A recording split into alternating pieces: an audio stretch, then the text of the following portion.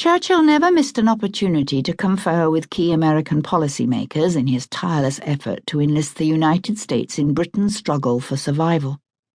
On the fateful evening of the 7th of December, 1941, he was dining at Chequers with American Ambassador John Gill Winant, Averell Harriman, Roosevelt's special representative in the UK, and Harriman's daughter Kathleen, whose birthday it was, Pamela Churchill, the Prime Minister's daughter-in-law, his principal private secretary John Martin, and Commander Tommy Thompson, his ADC.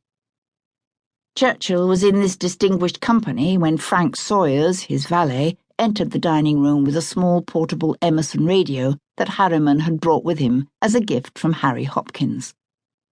The BBC News Bulletin was reporting the devastating surprise Japanese attack on the US naval base at Pearl Harbor. Churchill immediately asked Winant to telephone Roosevelt for confirmation, and just as quickly decided to travel to Washington both to offer support — "We are all in the same boat now," the President told the Prime Minister — and to promote his own strategy for prosecuting the war. The following day, the Japanese attacked the British colony of Malaya, and on the 11th of December, Germany declared war on the United States. Britain and the United States had become allies in what was clearly going to be a long war against two strong enemies, Germany and Japan.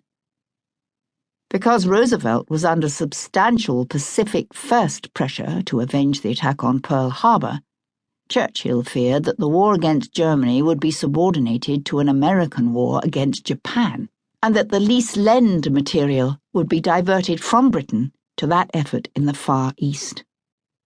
As always, Churchill believed he could be most effective in a face-to-face meeting.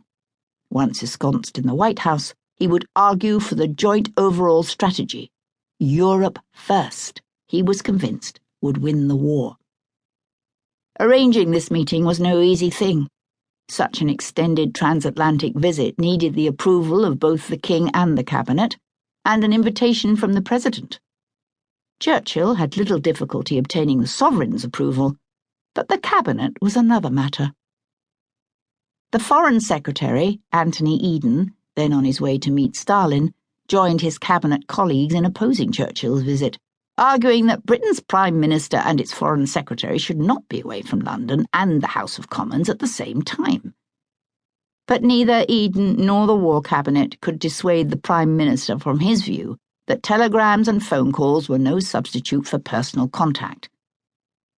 Oliver Harvey, Eden's principal private secretary, noted in his diary, "Really, the PM is a lunatic. He gets in such a state of excitement that the wildest schemes seem reasonable. I hope to goodness we can defeat this one. AE believes the Cabinet and finally the King will restrain him. But the Cabinet are a poor lot for stopping anything." In Washington, enthusiasm for a Churchill visit was equally muted. Influential congressional supporters of General Douglas MacArthur favored a Japan-first strategy. Nor was the President's wife alone in Washington in viewing Churchill as an unreconstructed old imperialist trying to drag the United States into a war that would restore Britain's empire. The President, reluctant to receive the Prime Minister, enlisted the aid of the British ambassador, Lord Halifax, to persuade Churchill to stay at home. Roosevelt told the ambassador he was worried about Churchill's security and suggested a meeting in Bermuda at a later date. Neither fears for his safety nor the prospect of a meeting at some later, perhaps much later, date could dissuade Churchill from setting sail for America as soon as possible. The Prime Minister set aside the doubts of some of his cabinet, confident that the potential effectiveness of his personal diplomacy would secure Britain's urgent national interest to give Hitler no respite in Europe.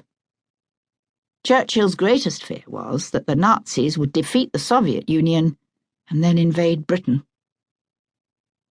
The President's uncertainty about the visit from the Prime Minister was reflected in cables he, or perhaps members of his staff, not eager to expose the President to the Prime Minister's persuasive powers, drafted for transmission to Churchill.